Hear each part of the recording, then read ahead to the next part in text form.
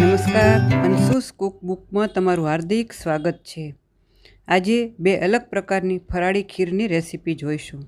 આ ખીર ખૂબ જ સ્વાદિષ્ટ બને છે અને હેલ્ધી પણ છે.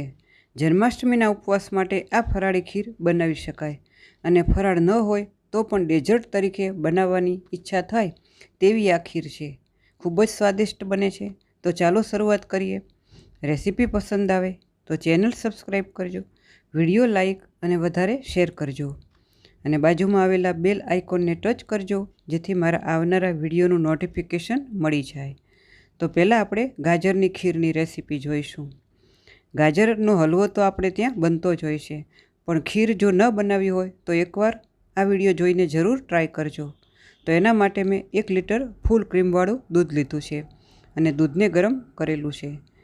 બાકીમાં ઘી, સુગર અને ગાજરને ધોઈ અને એની છાલ દૂર કરી અને એનું છીણ તૈયાર કર્યું છે.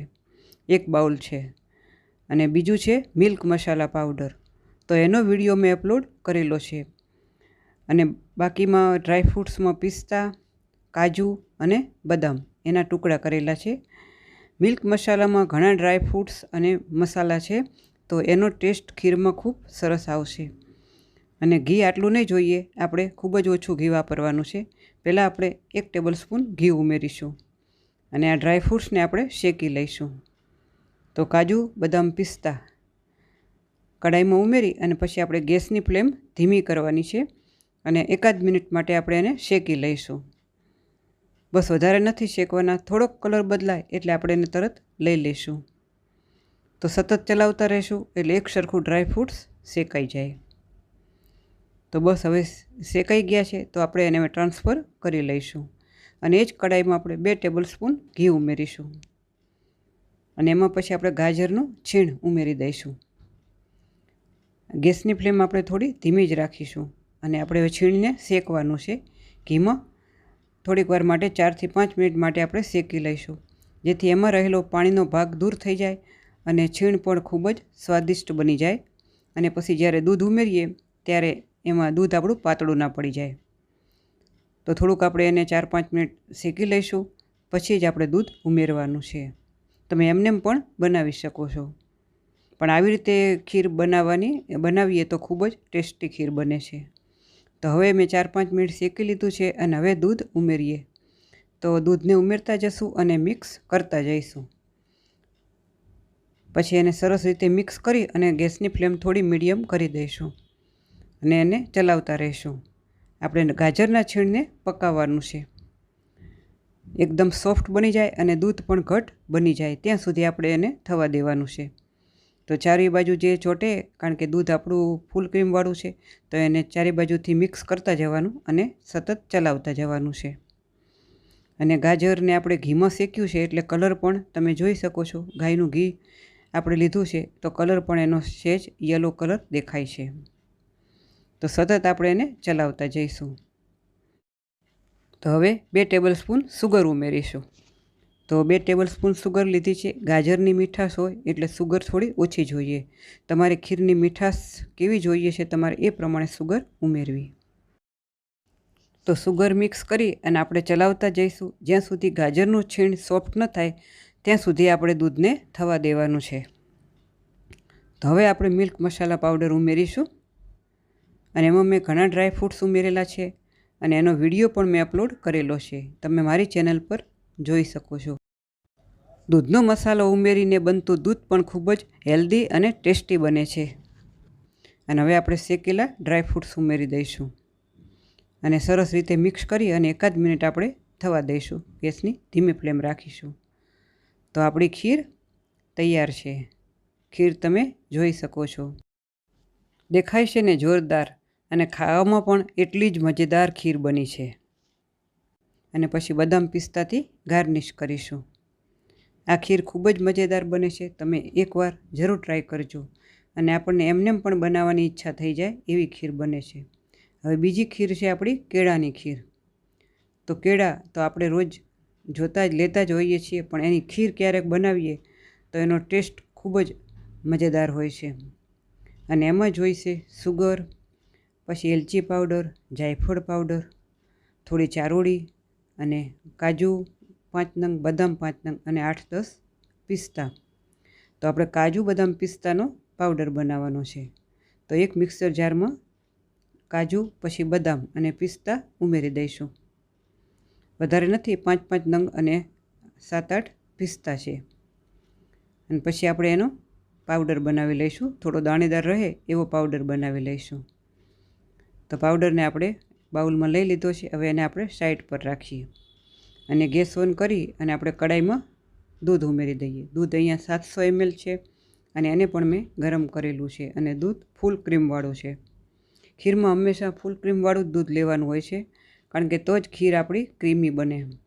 હવે દૂધ ગરમ થઈ ગયું છે તો આપણે એમાં 1 પીંચ કેસર ઉમેરી દઈશું.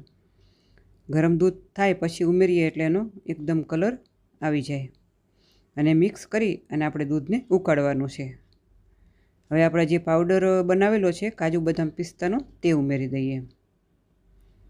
આનાથી આપણું દૂધ એકદમ ઘટ બની જશે, એટલે વધારે આપણે ઉકાળવું નહીં પડે. થોડી વારમાં જ દૂધ ઘટ બની જશે. તો એને સારી રીતે મિક્સ કરી લઈશું.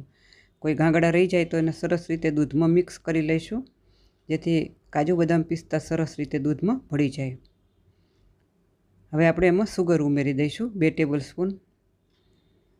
તો સુગર પણ તમે તમારી મીઠાશ કેટલી જોઈએ એ પ્રમાણે ઉમેરી શકો છો.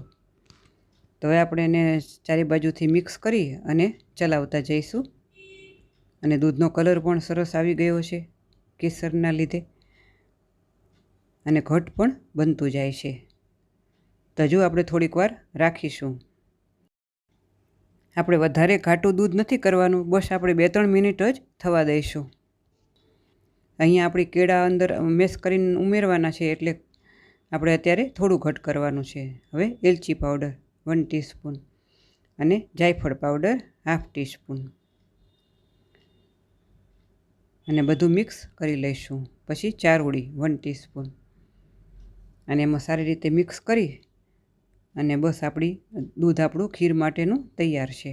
દૂધ તમે જોઈ શકો છો એકદમ ઘટ દેખાય છે. તો હવે આપણે એને લઈ લઈશું અને ઠંડુ થવા દઈશું. એકદમ ઠંડુ થાય પછી આપણે એમાં કેળા ઉમેરવાના છે. હવે એક કેળાના આપણે કટ કરી લઈશું અને એક કેળું પાછળથી ઉમેરવાનું છે. હવે આપણે આ કેળાને મેશ કરી લઈશું.